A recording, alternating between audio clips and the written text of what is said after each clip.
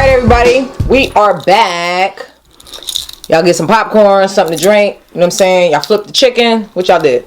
So we're back. In this segment, normally we have unpopular opinion. Sometimes it won't be an unpopular opinion. Sometimes it's just an opinion that we have. And sometimes we talk about what's happening now. What's happening now? You know what I mean? No Roger, no rerun, no rent. Yeah, we just picking random topics to talk about, and if it's hip hop, we talking about it. If it's sneakers, we talking about it. You know what I'm saying? And if it's culture related, we talking about it. And so this week we are talking about Verzuz. Word. We are talking about all things Verzuz. Shouts out to Timbaland and Swizz. Not Swiss. It's too many people saying Swiss. Too many people who are of the culture saying Swiss. It's not cheese. It's Swizz. 2 Z's. Respect that man. Spell his name right. Swizzy. That's it. Shouts out to Swizz and Timbaland. Timbaland. Not Timber. Okay? So, the Verzuz started during the Pantene Pro V, Panera Bread. Pantene Pro V. Panera Bread. Pandemic. Started during the pancreas. There you go. It started during the panko breadcrumb. The pan smeared pot stickers. Pot stickers. Love a good pot sticker. Vegetable. And it was a way to keep us entertained, keep the artists in their creativity. Officially. Well, officially it was to keep us entertained, obviously. Well, no. I think officially it did start during the pandemic, but really it started before that, like at a summer jam where Swizz and Timbaland actually did the beat battle. Okay. You know what I'm saying? I don't know exactly what year that was. Oh, yeah, true. And then they did it again, like after that. Yeah. And then there was Swiss Beats and Just Blaze. Also, I did not see that. Then you wasn't really trying to check for Swiss Beats, right. And because that was on Instagram. Yeah, it's the Swiss Beats and Just Blaze joint. Yeah, I can't remember whether they were in 2 different places, if I'm not mistaken. I can't remember, but don't let me lie about that part. But definitely it was on Instagram. It was on Instagram, and so when the pandemic happened, I guess for the both of them, they was like, okay, we started this, but we can make this the pandemic thing. Artists were no longer able to perform. We were no longer able to be up in the venue. You know what I'm saying? All up in the videos and all that. And it just gave us, it gave us more than what we thought it was going to give us, right? It gave us entertainment and stuff, right? But it also gave us history. Yes, and it gave us vibes. It gave the artists a chance to give history behind songs that we loved for 20, 30 years. Yes. Stories that we probably would have never heard about. Yeah, exactly. Had we not been in the middle of a pandemic. Yeah, especially just about like particular songs and what they did to produce it and went through and whatever. Who was there. And how it almost didn't happen. Stuff like that. Or this was meant for this particular artist. Stuff like that. Yeah. And so, over time we watched the Verzuz evolve. Obviously because of COVID restrictions, people were doing it over like Instagram and Zoom and that type of thing. People were at home in their own homes, staying safe, social distancing, studio. And then we started to see it morph into where we are with it now. I think that when COVID when we started to flatten the curve, and getting COVID tested became a little bit more accessible, and we started to see people do the Verzuz together in the same space. When that happened, it created a whole different energy. So when what was it, Buju Banton and was it Beanie Man? I believe so. Right, and they were together in the same space. I remember when that happened, everybody was like, this is the way Verzuz. If they not in the same space no more, I don't want it. That's what a lot of the comments was. And thank God we were able to do that because prior to that, getting a COVID test, you had to have like 38 symptoms and be on the verge of death, right? Yeah. And so this, flattened the curve. People stayed home for a while. wash your hands, sanitize, blah, blah, blah. Then you was able to do the stuff in person. Then Redman and Method Man, right? And that made it took it to another stratosphere as far as like it being a performance, right? Because even when people started to be in the same space, one person would perform and maybe the other person might do a song, you know what I'm saying? Whatever, they might rap over the lyrics or da-da-da-da, and maybe sit back down, that sort of thing. But then Redman and Method Man, it was a show. It was like a stage. It was in a venue. I mean, from the beginning, from the start of it anyway, it wasn't a performance thing. No, it was play the song. It was just play the song. You know what I'm saying? And then give a story. And give, you know what I'm saying? It was just, or give the story, then play the song. And I think as progression started going on, I can't remember because it's been many of them now. And a lot of them I missed. It's been many of them. It's been many classic. And, it's, you know, you had Earth, Wind, and Fire against the Isley Brothers. And you had like Patti LaBelle and Gladys Knight. Yes. You know what I'm saying? I mean, and that's like beyond hip hop classic. It's like to have that. Period. Is like legendary. Yes. Legendary. And that's why, like, you know, you can salute them all through this segment, Timbaland and Swizz, for just carrying that on. I want to take it back, though, because, like, being a hip-hop fan, we always imagine this platform. Yes. You know what I'm saying? And for it to, you know, make it like you say, it went from, because of the pandemic, us watching it, to it being live on stage. We imagine this since the 80s, 90s. Long time ago. You know, what if, you know, a Verzuz, like, what if LL really versed Kool Moe Dee on stage? You know what I'm saying? Because it's always been about the battle. And it's always been about the battle. Yeah. You know what I mean? And to bring that positively, you know, to the forefront. I like to think also that battle rap absolutely is definitely a reason of why we can have verses right now. Absolutely. Shouts out to Smack and URL. You know, King of the Dot, but really Smack. Yeah. Right? Yep. Like URL is the GOAT. Smack was outside with the camera. Yes. Holding the camera himself. In the hood. Y'all in the small venues. Before the you just mad because I'm styling on you. All of that. Yup. Yeah, that too. You know what I mean? In the record store and in the back of the clothing store. All of those private small business owners that had the foresight to host early URL battles in the back of their store. You know, just shout out the clothing. That culture growing to the point where Smack is on, URL is on pay-per-view. Yeah. To the point where you had the rappers big rappers. The battlers have made it to TV, like Wildin' Out, and you know, and have careers, and getting ESPN, checks. And rapping on, you know, and then being interviewed by the news. Yeah, by the news. Shouts out to Smack. Yeah, you know? And that whole thing. But you know, that I definitely believe that it was an element that made Verzuz possible. Not to say, like I said, because us the hip hop heads, we've been imagining that and thinking about that, you know, and you know, choosing the matchups. And I like, you know, pretty much overall, not all of them. I can name one that I didn't particularly like, but overall, the matchups have been pretty good. Yeah. I wasn't feeling Nelly versus Ludacris. No. I felt like Ludacris got like slighted by having to go up against Nelly because Ludacris's his catalog is just far beyond what Nelly had or whatever.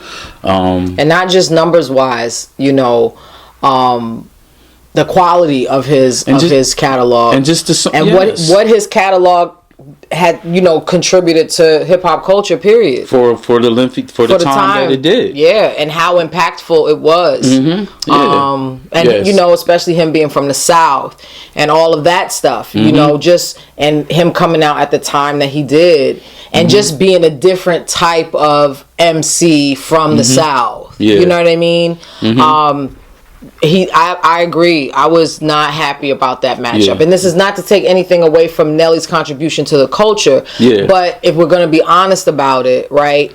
You want to see matchups that make sense. Yeah, where it's good. It's evenly yoked. Yeah, that was not an evenly yoked situation. Yeah. But I salute both of them for being willing to be like, yeah, let's do it. You know what I mean? Yeah, to me, I like would like to Ludacris, see like he didn't even do another. He wasn't like it. To me, he wasn't even into it. Sometimes it was just like, yeah, okay, like really, yeah, you know what I'm saying? Like, and really, if you think about it too, like they were home. Yeah, they were home. Yeah, they were home, but still. And but I'm just saying, as far as like Ludacris's demeanor about it, like something to do, it was nothing else to do. Because definitely now that it's you can present it on a stage. Listen, that would be. Jadakiss went twice. Ludacris can go again.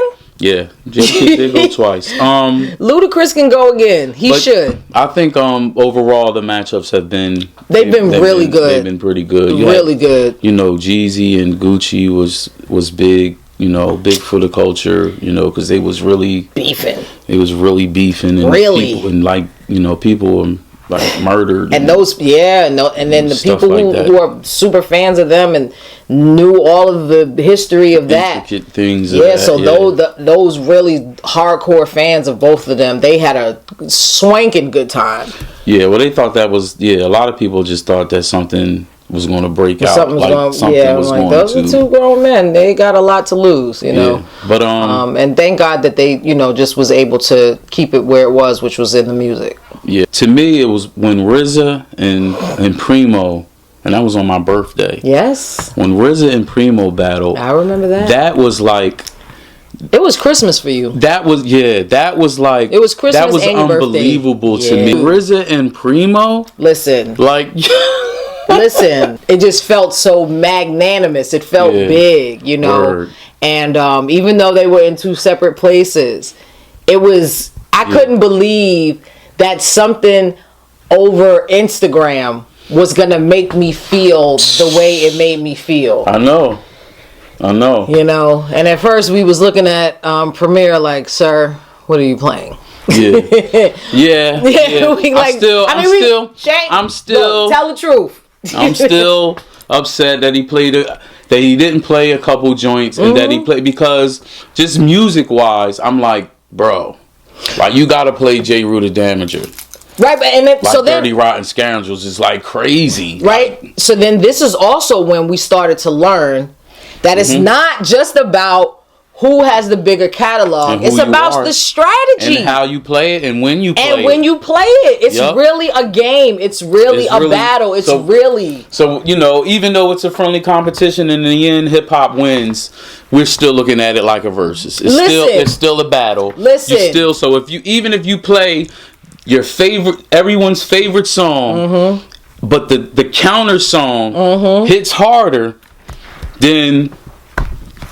That's, you know what I'm saying? It's like, yo, he played this, but but then he played this. You know what I'm saying? Erykah Badu and Jill Scott. Erykah Badu had Bruce Lee on a screen in the background. Yeah. Why? Because it was a battle. She was not here. Yes, they love each other. They've been in shows together. Jill Scott wrote the thing that Erykah sung on the Roots thing. They're all in the Soul Aquarians. They're all friends and this and that and the third. But this is still a battle. Only one person had Bruce Lee on the screen behind them. Period. You know what I mean? So...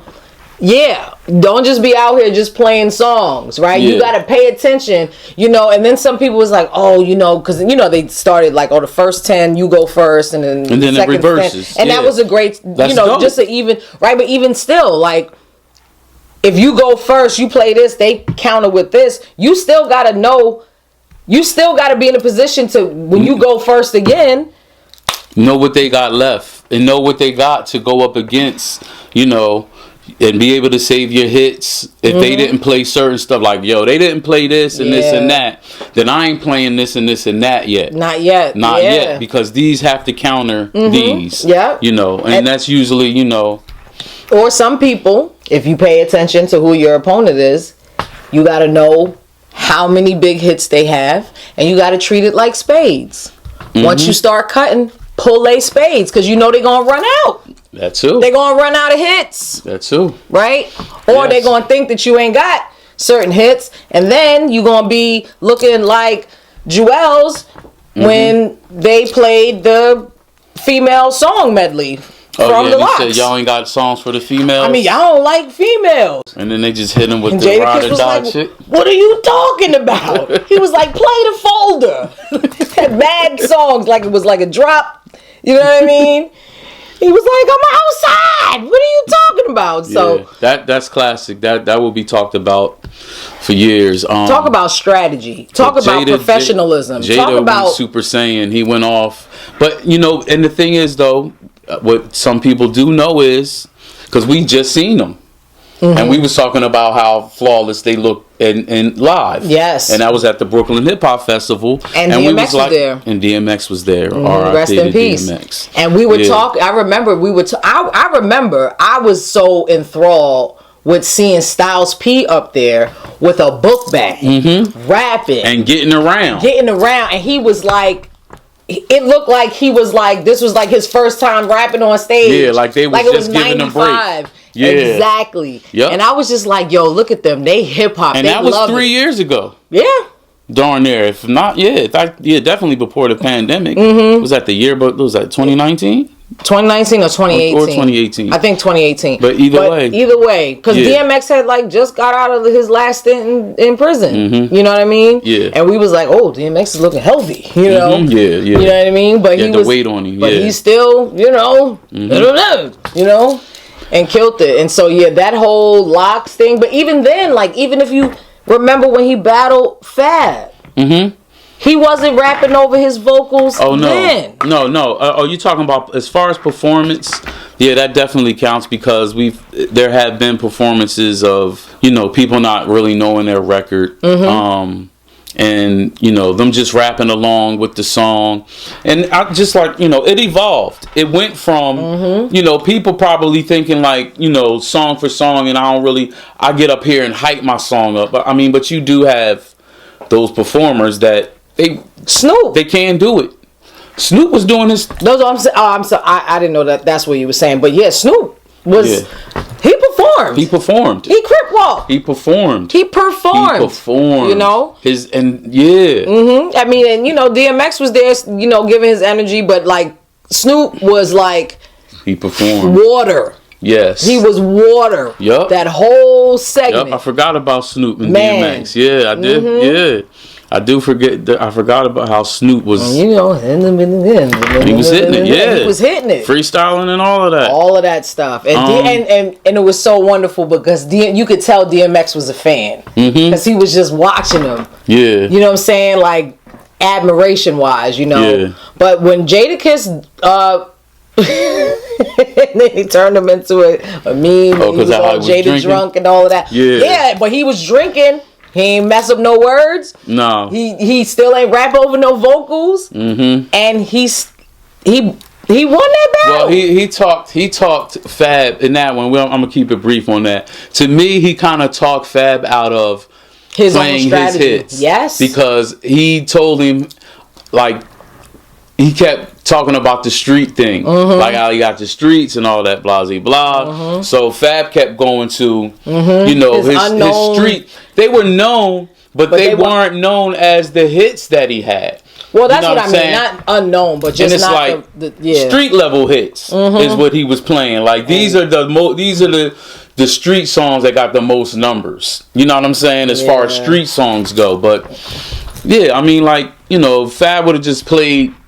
If he would have did like Ja Rule, you know what I'm saying? That battle. Because Fat Joe tried that.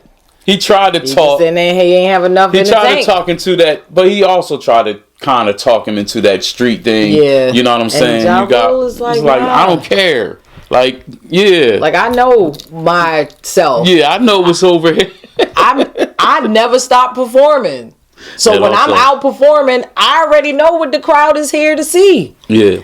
Where would I be without my baby? But now we got Big Daddy Kane. Listen. And KRS-One. Come on. How classic is that? This is magnanimous. This is classic right here. This is classic, and this is why I'm gonna salute Swizz and Timberland again for this. Come on. For this platform, yo. Because they could have went with any new two rappers. They could have went. But they could just be going any type of direction, picking any type of. This is what's going to get the most views, and if you wanted, they could have got Justin Bieber versus Justin Timberlake or something. Right. You know what I'm saying? I mean, but yeah, man, they got KRS-One and Big Daddy Kane. Big Daddy Kane. This is gonna be like, and this is what you imagine when you're young, when you're 13 years old, and you like, yo, like, what if Big Daddy Kane and LL was, who you think would win? Yeah. And you may think of it a different type of way, more so of a smack type of battle back then. You know what I'm saying? But now you have this format of song against song, and I think that's dope. It's gonna be so. I think that's dope. So yeah, my money's on KRS-One. That's just where it is. Shouts out to Big Daddy Kane, my one and only sibling, my sister. She is a Big Daddy Kane fan, fanatic. She got to be on stage with him. All of that. She loves him. I'm going with KRS-One. I'm going with Big KRS-One. But it's still going to be a dope battle. It's going to be a dope for the culture. It's going to be a dope show. I hope that the camaraderie is not all that great that somebody doesn't get slaughtered. Right. It's still a battle. Still a battle. And the teacher always says, I got rhymes for whoever is rapping right now. So I need that KRS-One. I need that energy on stage. Yeah. We are here to demolish. That is it. Yes, this is for the culture. Yeah. But this is a battle. Yep. Who y'all got? I got KRS. Who y'all got? Knowledge reigns supreme. And why? Really everybody. Listen. I can tell you why. You want me to tell you why? No. I'll tell you why. Tell me why. Tell us why real quick. I'll tell you why real quick why KRS-One is going to win. It's because Big Daddy Kane only has 10 songs and 2 albums. 2.5 albums of songs that we all... He doesn't have enough songs. I respect him fully. He has an era. You know what I'm saying? He's been touring off of those 2.5 albums, and I call them half because it wasn't his last, but that third album, half of it was not your best, not your favorite. Not your best, not my favorite. Nope. And I know I don't want to diss legends up here, but we're not dissing. I told people before, you know what I'm saying? Big Daddy Kane, he fell short, and I still salute him. He's been, like I said, he's been touring off of. He's never stopped touring. I mean, he got a live band. You know what I mean? They say he still be killing it. Yeah. I mean, he's Big Daddy Kane. Big Daddy Kane. He's Big Daddy Kane. He gave us hits. He's, I mean, his verse on the symphony, like, we understand. You know what I mean? We understand who he is, and the culture gave dark-skinned men, you know what I'm saying? Okay. All of that. I mean, the flat, you know what I'm saying? All of that. Like, he gave us the things. KRS-One from Boogie Down Productions, then post Boogie Down Productions, and just KRS-One. Yeah. If we're just talking hits, if we're talking longevity, if we're talking song for song, and that's the thing, though, it's the longevity of it, like that kind of, It's the longevity and the quality, because there are plenty of people who've been making albums and they don't have. That's right. You're right. The deep catalogs, the dope deep catalogs. He has longevity and the dopeness to carry him, right? Because if he has 10 albums, but they all bricks, it don't matter. Yo, you're right, but he don't. That's not his legacy. You don't. Actually, he never really has a whack album, and KRS-One has like 20 joints. Yeah. I'm not gonna be like, yo, they're all superior dope. No. but they're never like, yo, this joint is trash. No, like, nah, no, it's not. no. You know what I'm saying? No.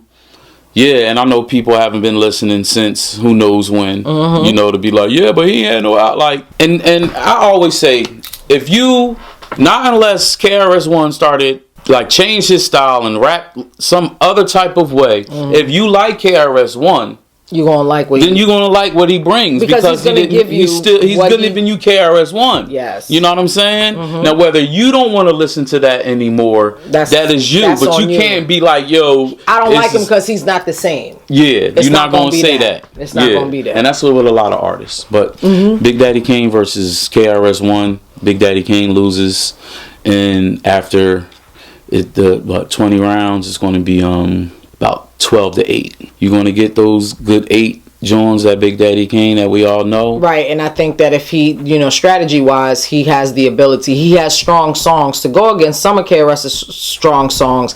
And if KRS-One doesn't play the right song to counter, then, Big Daddy can definitely take a few rounds. I don't really have a prediction. My prediction is Big Daddy Kane is not beating KRS-One. No. But it is going to be a great time. The people who are going to be in the building, it is going to be a monumental moment for you people. And it is going to be a grand event for everybody who's going to be watching. So let us know what your predictions are. Yeah, who you rooting for? O'Shea Jackson, no. And we'll be back.